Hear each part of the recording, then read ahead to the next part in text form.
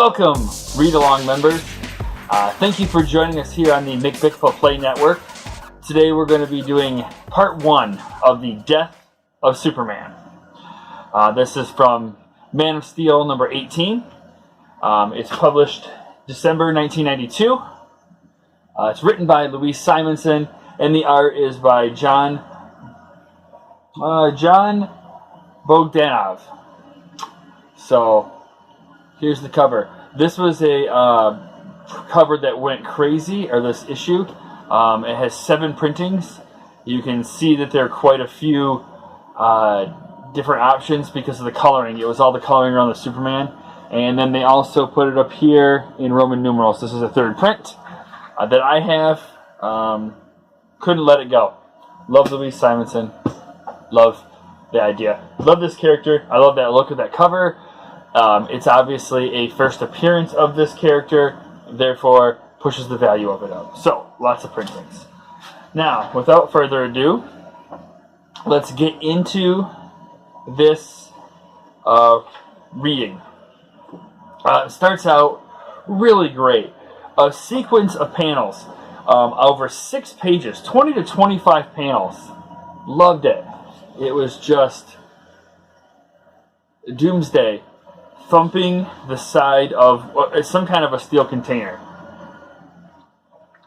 Now, as soon as I read this, I had the initial thoughts of one of my all-time favorite runs is Walter Simonson, the husband of Louise Wheezy Simonson. He was on Thor from issues starting at 337. And with that, there is the finale. Doom. He started out the Cert War, and at the end of every issue, it was the same way. Just boom. It was a hammer clanging down, and it was just, and always in the last panel, doom. So it was just so awesome. I felt like, I wonder if she had some influence on this, if she knew, obviously they were married at the time. She was around when Walt had written it. I wonder if it just felt like it was some kind of an influence. I loved it, so I'm happy for it. But it really was a great little piece for me to throw back to because it's one of my all-time favorite runs. So moving on from that, there's a nice Superman shot. We get Superman after, like I said, those 6 pages. We also get a little bit of a plot line being pushed forward, a plot device being used through the boy Keith. He's talking about the Underworld, which has members from Warworld escapees. They are Kitana and Closter, Rambo. Rambo is like a kind of a militant-looking guy, but he's also a Ram. So it's spelled R-A-M-B-E-A-U.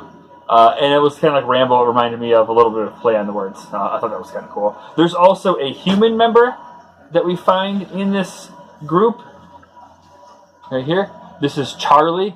Charlie doesn't look like he belongs, as it looks like a lot of the main characters are some kind of a creatures or monster-looking people. Kitana is using his power, which is hypnosis. One of the things he can do. He was created through Project Cadmus.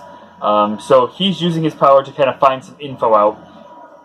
And they are moving through, they're trying to go to a power grid here to shut Metropolis down. The boy, Keith, is finding this stuff.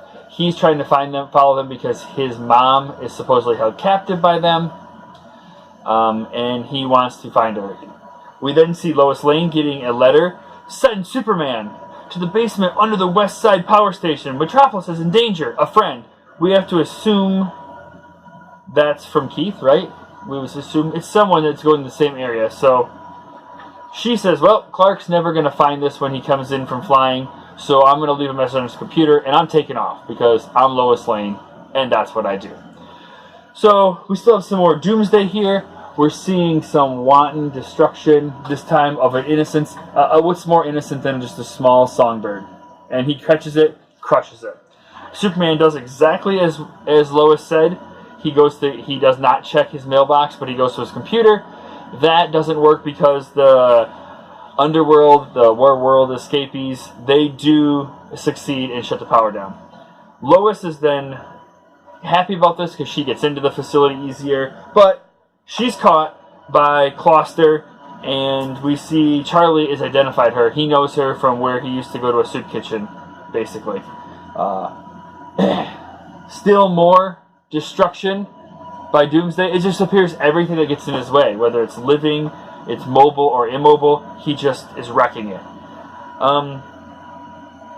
Keith finds out that Mama is not there, so he's upset. So he's like, I should have just told Superman, and he goes and makes a big S and shield with the invisible paint, or the glow paint he had, which is amazing too. He's a kid, and he makes this gigantic, perfect shield in S. Like, I couldn't even do that now, I don't think. So good for him, and it works out because Superman finds him, and Superman knows who he is and says, Keith, you shouldn't, he's all like wondering what's going on.